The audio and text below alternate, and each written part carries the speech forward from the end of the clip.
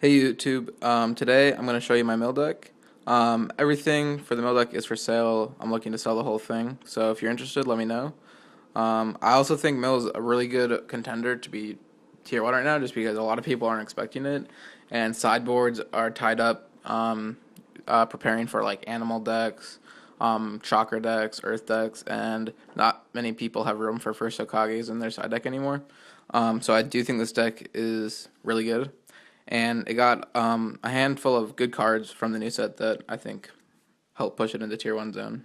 Because it only lost Ambu, but it gained a handful of good cards. So 3 Kiba. You don't run Jutsu in this deck, so you need 3 Kiba. He's important. 3 Kisuke. He comes back in play, so he gets another coin, and he just stalls basically. 3 Sasuke Childhood. Mills 2 when he comes in play, and then when he grows, and when he leaves play, and he gets a growth coin on somebody, so he's really good. Mills up to 6 cards for just one guy. Well, 2 of them, I guess, if you growth them. But Kiba Childhood. He's good because you can start with him, mill some, and then growth into Kiba when G2's become a threat. Or you can also just growth himself to get another coin on World, and he mills 2 every turn. 2 Tamari. She just stalls basically. She blocks for days basically. Yeah. 2 Toby, search for worlds. 3 Pakun, the heart of the deck basically. What makes it tier 1 in my opinion. Only 2 Karn. I want to run 3. I just can't find room. But she's just for healing Kiba basically. Her, Tamari, and Kiba basically create a lock that is really hard to break. So yeah. I run 1 Shino. Shino, you don't use your chakra because I don't run any jutsu in this deck, so he just makes tokens, and he can set up your opponent's draws to make sure they don't get. You can keep making sure that they won't get a card that they want in their hand, and you can set up so that you mill a certain card. So the coin's actually pretty good in this deck. 1 Sukado. I also want to run more of him, but I can't find room. He's really good with Tamari, and he sends out with behind anybody basically, like behind Kisuke, and he just gets a growth coin, and you don't care about Kisuke if he gets injured. Or not a growth coin, a +1/+1 coin, but same difference. 2 KNS to protect your Kiba, and it's a 1-for-1, and it's good versus Akita State 2. 1 Naruto. Stops first Hokages if you do run into him, and just mills 3 every turn past turn 4. 3 Obito, mills 5. The play is to go Obito, turn 3, reinforce. The Danzo on turn 4, and then play another Obito. 10 in 2 turns is really powerful. 1 Sasuke, search out your ambush guys basically, give you 2 chakra if you need chakra at the moment for something like Shino.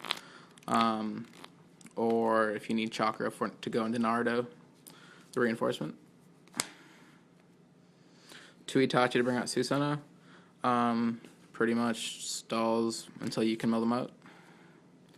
Guidance. Guidance is good with Susanoo because you can't lose via Battle Ward, so that's another win. And then once you get Susanoo out, it doesn't matter, and then you'll get to draw an extra card because your turn marker will be 5 or higher.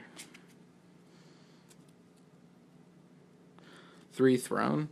Throne's amazing with Karin and Kiba Lock because they aren't going to be able to use their chakra, and you're constantly giving them more chakra every turn. A lot of the times I'll use Karin's effect to heal no ninja, but just to give them an extra chakra, knowing that they won't be able to use it, and that I'll be able to mill an extra when I hit the throne. 3 World of Fire, obviously, main part of the mill. 2 Makeup Paradise instead of 3 that is usually ran because we lost Ambu, so they're not as good. They're still good because you can search out a lot of the cards in the deck and the important ones like Pakun and Toby, but I just don't feel that they're necessary out of 3 of. 2 Makeup Tactics to search for basically Itachi, Sasuke, or Obito, but if you need to search other things, You can, like, if you need to search a low drop. That's why I don't play Brotherhood.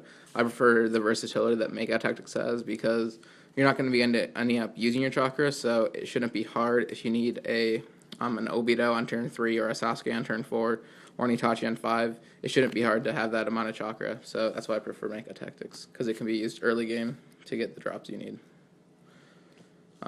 2 chakra paper.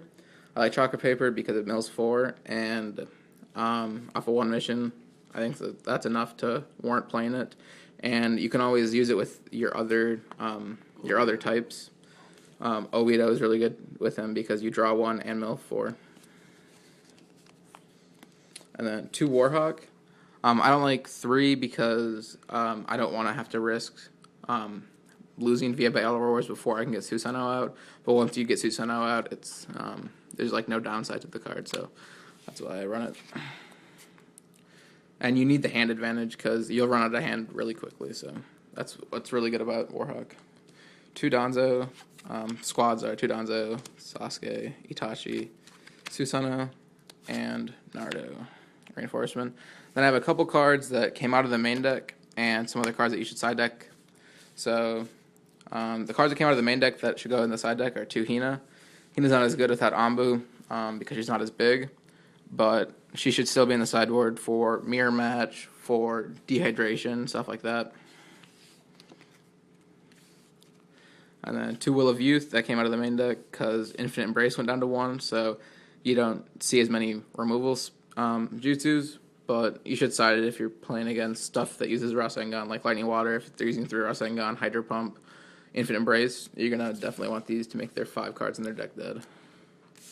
And then Tile Shuriken is a good card versus animals because you put it on to Enma or Kushina, and then that's part of the combo gun, and then they have to kill them off or kill this with something else. Alright, that's the deck. Thanks for watching and subscribe.